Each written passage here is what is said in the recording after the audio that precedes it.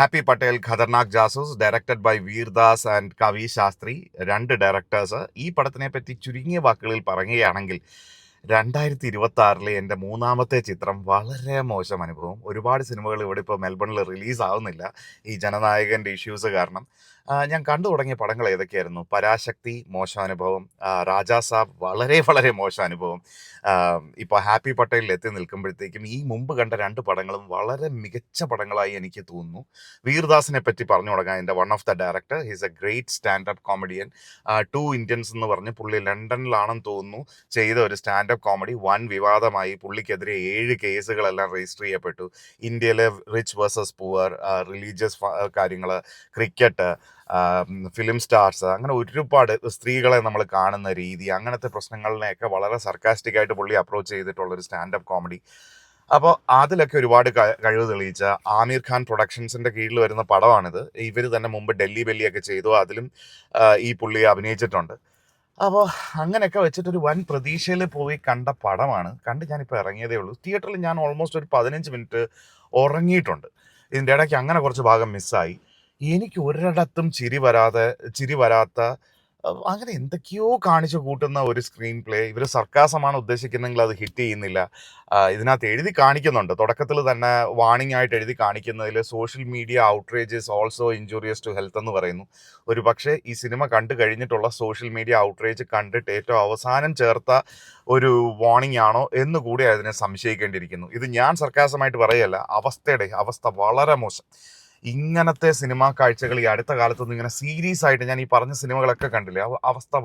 ഒരു നല്ല പടങ്ങൾ ഇപ്പോൾ ഇവിടെ ഇറങ്ങുന്നില്ല. ഇനി മറ്റേ എന്താ തലമേൽ കല്യാണോ, അത് അങ്ങനെ എങ്ങാണ്ട് പറഞ്ഞിട്ട് ടി എന്ന് പറഞ്ഞൊരു പടമില്ലേ, അതിപ്പോൾ ഇവിടെ റിലീസ് ആവുന്നതേ ഉള്ളൂ.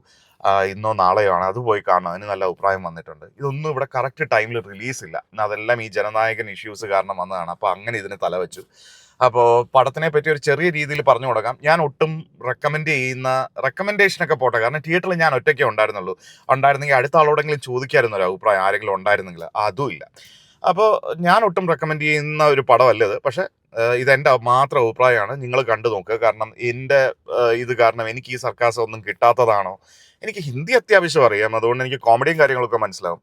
ഇതിൻ്റെ ഒരു പശ്ചാത്തലം എന്ന് പറഞ്ഞാൽ 1991 ഒരു ഗോവ. അവിടെ എന്തോ ജോൺ മാരിയോ എന്ന് പറഞ്ഞൊരു ക്യാരക്ടറായിട്ട് അമീർ ഖാൻ്റെ ഒരു ഇതുണ്ട്. പുള്ളിയും ആ ക്യാരക്ടറിനെ കൺസീവ് ചെയ്തിരിക്കുന്നത് ആകെ ഒരു 10-15 മിനിറ്റ് പോലും ഇല്ല ആ ക്യാരക്ടർ. അതും ഒരു ഏച്ചുകെട്ടൽ പോലെ ഫീൽ ചെയ്യുന്നുണ്ട്. പിന്നെ ഇതിൽ ഫുൾ ഒരു കോമഡിയുടെ ഒരു അതിർവരമ്പുണ്ട്.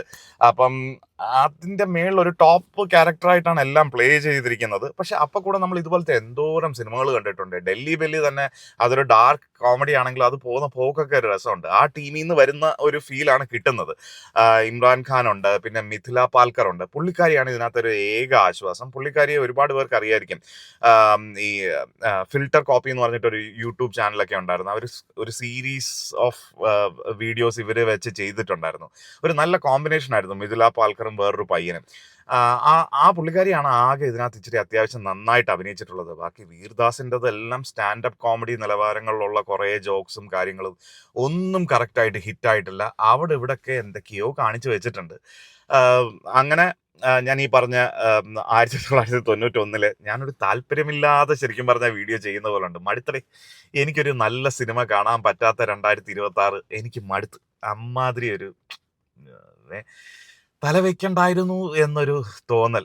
ഈ മൂന്നാമത്തെ പടവും കൂടെ ആയപ്പോഴത്തേക്കും. ഇന്ന് മറ്റേ ചത്താപ്പച്ചയുടെ ട്രെയിലറൊക്കെ കണ്ടിട്ടുണ്ട്. ജാനുവരി 22 അത് റിലീസാവും. അതൊക്കെയാണ് ആകെ പ്രതീക്ഷ. അപ്പോൾ ഈ പടം ഇത്രയൊക്കെ ഉള്ളൂ. ഞാൻ ഇലോബറേറ്റ് ആയിട്ട് കഥ പറയാനൊക്കെ ആദ്യം നോക്കി. എന്തിന് പറഞ്ഞിട്ട് എന്ത് കാര്യം? ഒരു ഇതും ഇല്ലടേ. വന്ന ആരും ഒട്ടും സ്പർശിക്കുന്ന ഒരു പെർഫോമൻസോ ഒരു കോമഡിയോ അങ്ങനെ ഒന്നുമില്ല. അവിടെ ഇവിടെ എന്തൊക്കെയോ കാട്ടിൽ കൂട്ടലുകൾ. 2 മണിക്കൂറേ പടമുള്ളൂ. പക്ഷെ അതിനകത്ത് ഇരുന്ന് കണ്ടപ്പോൾ ഒരു 3-3.5 മണിക്കൂർ സ്പെൻഡ് ചെയ്ത പോലത്തെ ഒരു ഫീല്. Totally exhausted. ഏറ്റവും ക്ലൈമാക്സിൽ മറ്റേ ഷെഫ് ഉണ്ടല്ലോ, സഞ്ജീവ് കപൂർ, വളരെ ഫേമസ് ആയിട്ടുള്ള പുള്ളിയൊക്കെ കൊണ്ടുവന്ന് പുള്ളിയൊക്കെ ഇട്ട് തല്ലുന്നടേ. ഇത്രയും ഫേമസ് സെലിബ്രിറ്റി ഷെഫായിട്ടുള്ളൊരു മനുഷ്യനെയൊക്കെ കൊണ്ടുവന്ന് ഒരു ഷെഫ് കോമ്പറ്റീഷൻ പോലെ എവിടുന്നൊക്കെയോ പോയി, എന്തോ പ്രതികാര കഥകളൊക്കെ പോയി, അതൊരു ഷെഫ് കോമ്പറ്റീഷൻ പോയി, പിന്നെ അതൊരു ഡാൻസ് കോമ്പറ്റീഷനിലോട്ട് പോയി. ഇതൊക്കെ സർക്കാസമാണ് ഇവർ ഉദ്ദേശിക്കുന്നത്, അതോ ഡാർക്ക് ഹ്യൂമർ, എന്ത് പരിപാടിയാണ് പിടിച്ചിരിക്കുന്നതെന്നൊരു പിടുത്തമല്ല. എന്തായാലും എനിക്ക് നല്ല ബോറിങ് എക്സ്പീരിയൻസ് ആയിരുന്നു. അപ്പോൾ അതാണ്, കണ്ടവർ അഭിപ്രായം രേഖപ്പെടുത്തുക. എനിക്ക് ഇനി അടുത്ത പടം, പ്രതീക്ഷയുള്ള പടം വരട്ടെ. വന്നിട്ട് കണ്ടിട്ട് പറയാം. ഇനിയിപ്പോൾ ഒന്നും എല്ലാത്തിനെയും എടുത്ത് പൊക്കി വെച്ച് തലയിൽ വെച്ചിട്ട് അവസാനം അനുഭവം ഇതുപോലെയാണെങ്കിലോ. അപ്പോൾ സീ യു ഗൈസ്.